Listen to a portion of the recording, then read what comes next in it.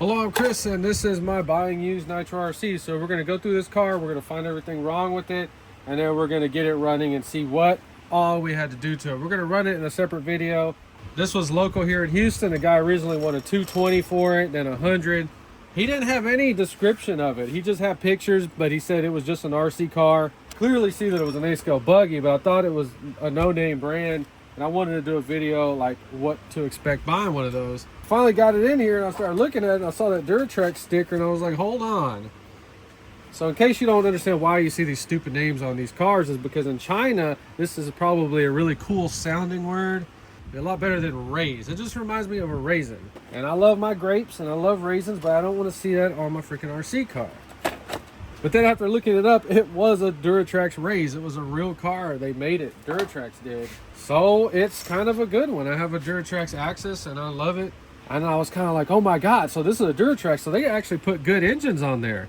And then when I seen that, I was like, oh my God, this is awesome. So thanks to Nitro Pip, I now am trying to identify engines. So that's a Force block. That's all I know. So it's a Super Tiger ST27. And it says the same thing on both sides. And clearly we have everything to this buggy. When I was looking it up, everything is there that's supposed to be there. It says it has like a, I don't know what they call that, but it's like the HPI starter shaft. I paid $75 for it. I had to drive like 10 minutes. The body is in good shape. We're gonna get a heat gun and just unfold that.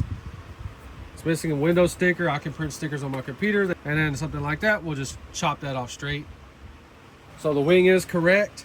So the first thing I noticed about this buggy is that it doesn't flow. The looks are weird. It's something just doesn't look right, because the wheels are the wrong ones. And I started looking at the wheels a little bit closer, trying to figure out what these are. And then now we have our first major issue with this buggy, is that whoever had this glued the tires wrong, like horribly wrong. Well, that's probably the best one. You see how that is sticking out? Let's look at some other ones. So maybe 20 years ago when I was a dumbass, I would have let something like that slide. Clearly on dirt, it wouldn't be an issue. You probably would never even notice it, but I'm a semi-perfectionist, so stuff like that, we have to fix it. So we'll be putting these in acetone, removing the tires, and trying to re-glue them in this video. But we're not going to use these wheels. So behind me, I have 3 sets with different tires on there. I actually kind of am feeling these a little bit on this buggy. All right, so that already just looks way better with the color wheels. Well, there you go. That's why it's cool when you have a bunch of parts. We're just going to build it with these on-road wheels. That's awesome. And just so you know, you see what I'm talking about. That's not from wrecking it. That's just how they glued them on there. Yeah, totally unacceptable. So as far as stuff that's screwed up, we have one wheel adapter right here. The threads are screwed up. I cannot repair them. These threads are different. So what do we have to do? We have to change it out. So I took one of these purple ones, and with the easy off heavy duty oven cleaner in my kitchen sink on that little drain stopper thing, just put this in there and sprayed it. In about 5 minutes, it took the anodization off of it. Yep, so the Duratrax uses a different thread pitch, which is weird. So this little wheel adapter piece, this issue right here, can possibly cost you $20. Okay, we have bent shock towers. That's an easy fix, who cares? Just straighten it out. So to get the tires off the wheels and be able to save these parts, you're gonna get you a little Tupperware thing like this. These work the best. You're gonna use regular acetone. So to do 4 wheels, you see how much we put in there? You don't have to fill it all the way up. You don't have to submerge the whole thing. Instead of trying to fill it up over the tire, you need to put something over the thing to seal it off, to keep the vapors in. That's the secret behind this method right here. So if you don't have the top on it sealed off, it may not work. So then you want to put something heavy over it, because the gases will pop the lid off.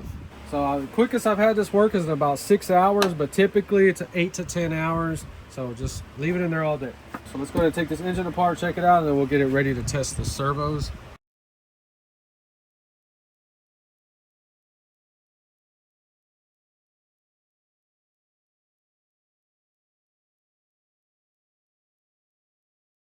All right, so I just went ahead and put it back together because we have issues with this one.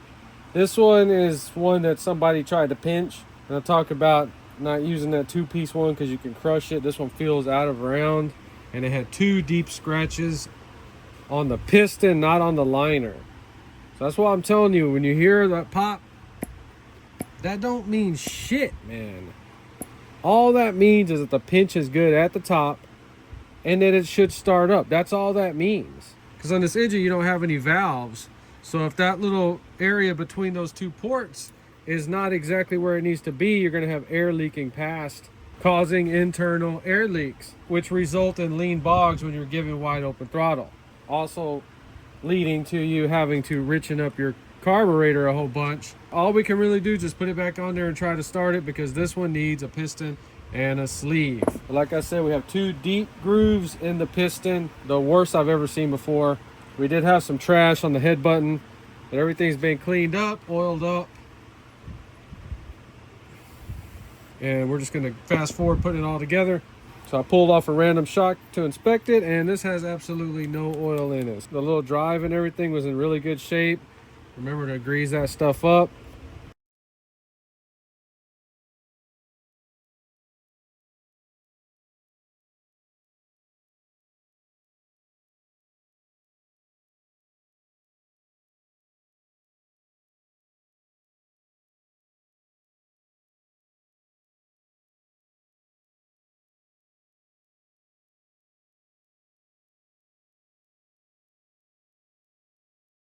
All right, let's see if we can get this thing started. I don't put any fuel in the fuel tank at first. Let's put some down the carburetor because we need to see where we are. I don't like flooding an engine for the first time. Let's just see what happens.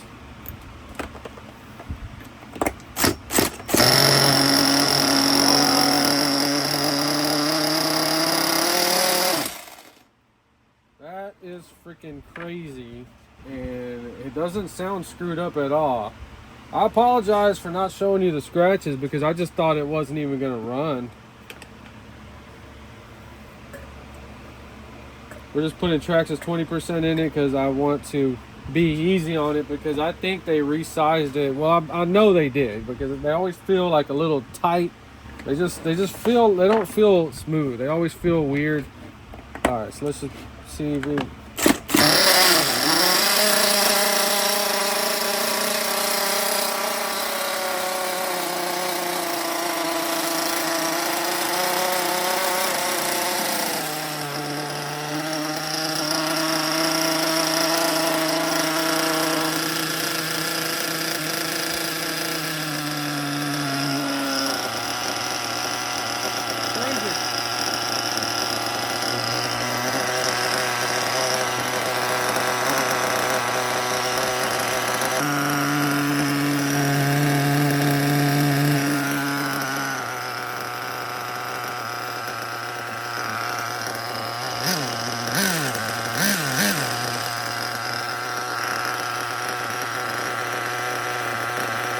So there were 2 lines like that on the liner, but it's chrome, so it didn't penetrate it, it just marked it. But on the piston, no lie, it had 2 grooves in it, like pretty noticeable.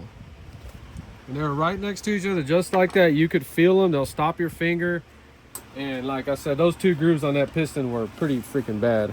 You know, that's why I just threw it back together, because I know we can't find a piston and sleeve for that. So this one also, I don't know what the hell they did to it, if he tightened it too much or what, but it blew up both of the bell crank bearings. So that little bell crank was just hanging on there, and when I pulled everything off, it just came off. But yeah, it blew out both bearings. I've never seen that in my life. I'm assuming he had it too tight or something weird going on. Yeah, so this piston and sleeve was the most stuck I've ever seen in my life. I had to knock it out with a punch from the bottom, man. I heated it up, everything, took it apart, heated it up. I really can't believe this thing just started up. Oh, and on top of that, I put another one-way bearing in there. Not the one that was on it, it was bad, so I had to pull the engine off just now. Let's see if it'll keep starting. One of the weird things I did was I had water in those lines. So a little bit of water in that fuel ain't gonna hurt it, keep it from starting.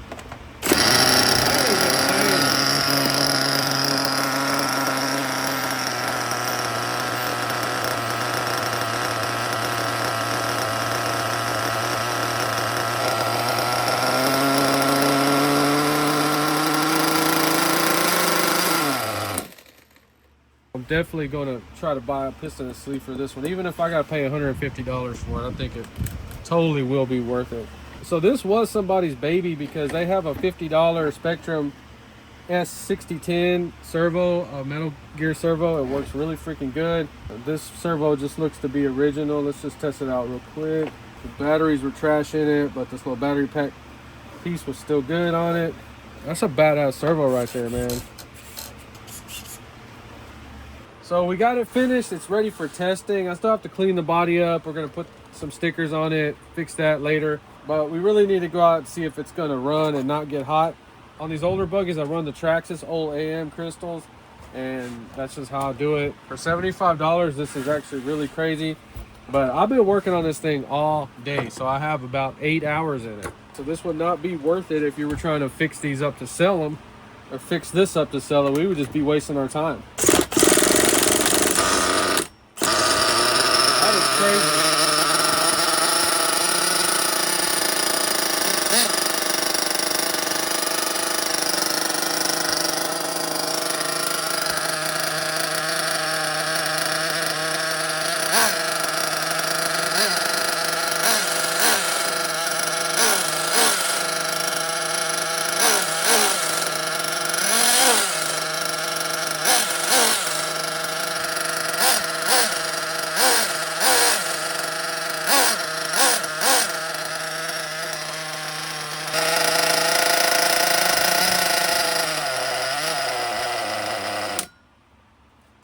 Alright, let's see if we can get this damn tire off now. Man, do you think he might have used some other kind of glue or something? I mean, this doesn't even feel like it's coming off at all. So the before, all screwed up, and this kind of crackhead stuff right here. Well, it turned out they used everything but super glue to glue it. They had weather strip adhesive, I think like model car cement. It was just a mess, and the acetone would not break it up. So I kind of ended up having to pull that freaking bead out. It magically did not rip it up. But you can see we're kind of deformed a little bit, but it will push back in there. And we're just gonna set something on top of this for a while and then get that tire back to normal. But yeah, we totally saved these. These are Pro lines, Badlands. I don't know why the script is like worn off, 9021. So these are some badass tires. They're a little bit dry rotted, but we are gonna use them.